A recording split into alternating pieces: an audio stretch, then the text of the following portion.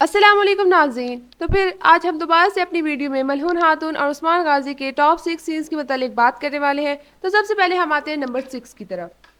उस्मान गाजी जब कोने की तरफ रवाना हो रहे थे तो तब वो मलहून खातून से आखिरी बार मिलने आए और उस वक्त उन्होंने मलहून खातून से कहा कि चाहे फिर वो कोनिया जाए या फिर दुनिया के किसी भी कोने में चले जाए, उनका दिल और दिमाग वहीं लगा रहेगा, यानी मलहून खातून की तरफ लगा रहेगा। तो ये सीन मलहून खातून के फ़ैन के लिए बहुत ज़्यादा अहम सीन था और इस सीन ने मलहून खातून के फैंस को बहुत ज़्यादा खुश किया था, क्योंकि उस्मान गाजी उस वक्त मलहून खातून से बेहद खुश थे। उनकी बरसों भर की ख्वाहिश पूरी होने वाली थी। तो आइए देखते हैं कि वो सीन क्या है। Never, ever, never.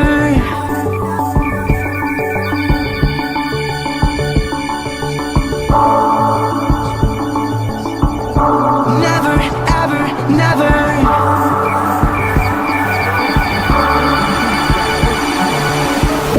You're the universe and I was revolving like a sun on my own.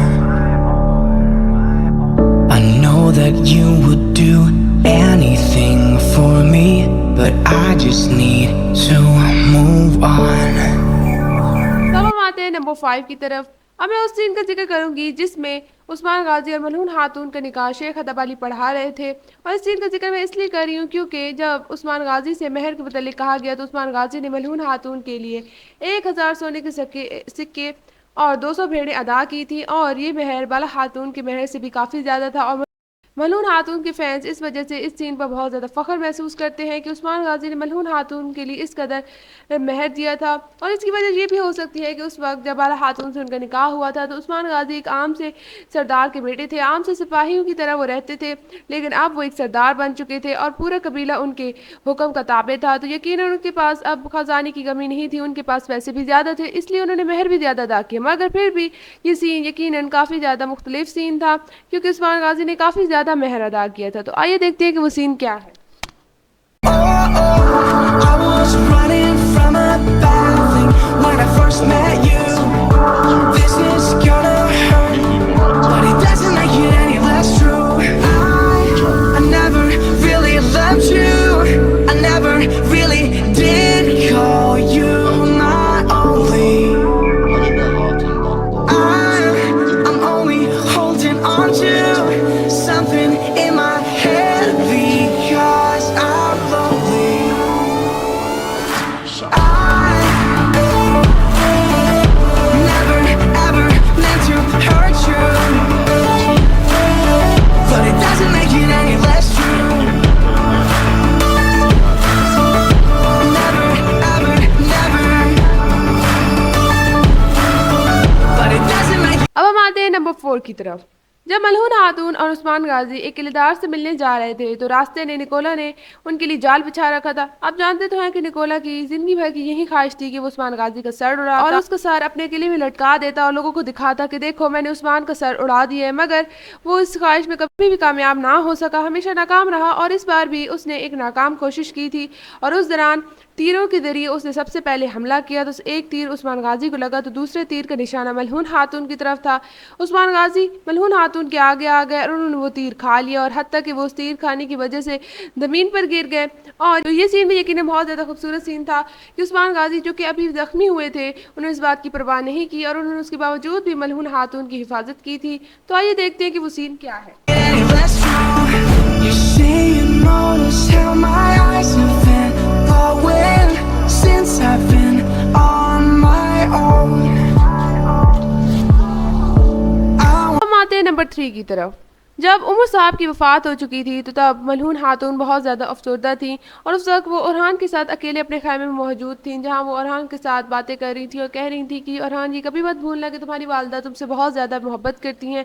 और उस वक्त उस्मान गाजी उनसे मिलने आए, और उसकी वजह ये भी थी कि ओरहान उस वक्त बहुत ज़्यादा बीमार था जब उमर साहब की मैयत को लाया गया। मगर अब वो सेहतयाब हो चुका था कि उनका नन्हा शेर अब सेहतयाब हो चुका है, और उन्होंने उसे उठाकर उसका माथा भी चूमा था।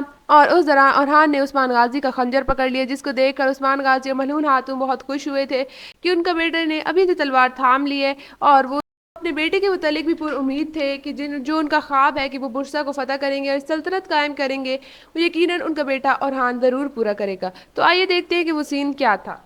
I'm scared to start my own new story.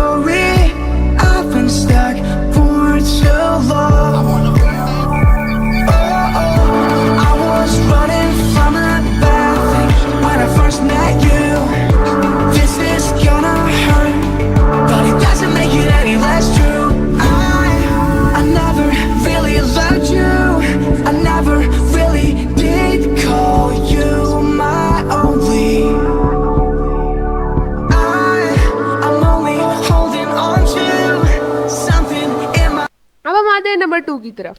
आप लोग जानते हैं कि मलहून खातून को उनके वालिद उमर साहब ने हमेशा से ये सिखाया था कि अपनी कमज़ोरियाँ कभी भी किसी के सामने ज़ाहिर ना करना।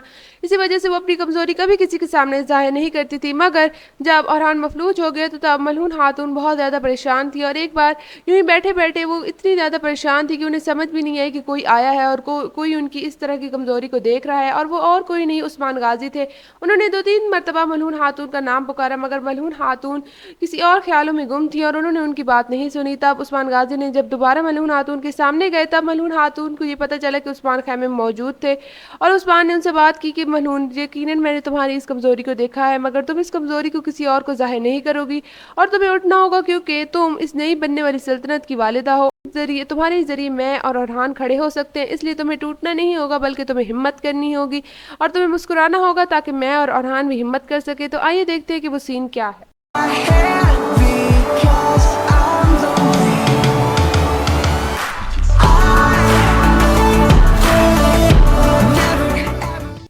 अब हम आते हैं नंबर 1 की तरफ। जैसा कि आप लोग जानते हैं कि कुलुस उस्मान सीरीज़ में मलहून खातून और उस्मान गाजी की शादी की जो तकरीब थी वो यकीनन सबसे मुख्तलिफ थी। जितने भी तारीखी ड्रामे आज तक बनाए गए हैं, किसी में भी इस किस्म की शादी नहीं दिखाई गई।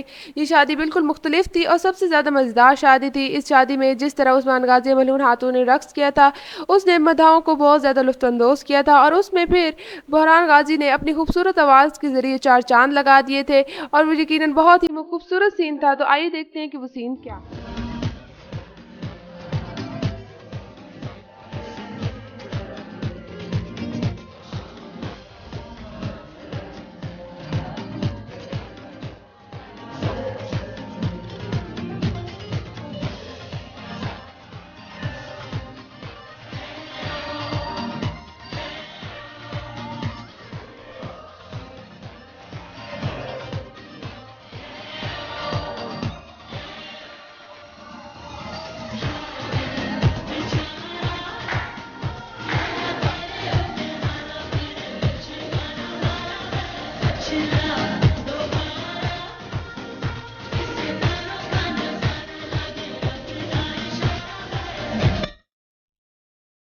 यकीनन इन तमाम सीन्स को देखकर आपको मज़ा आया होगा, और आपका मेरे चैनल को सब्सक्राइब करने के लिए बहुत शुक्रिया।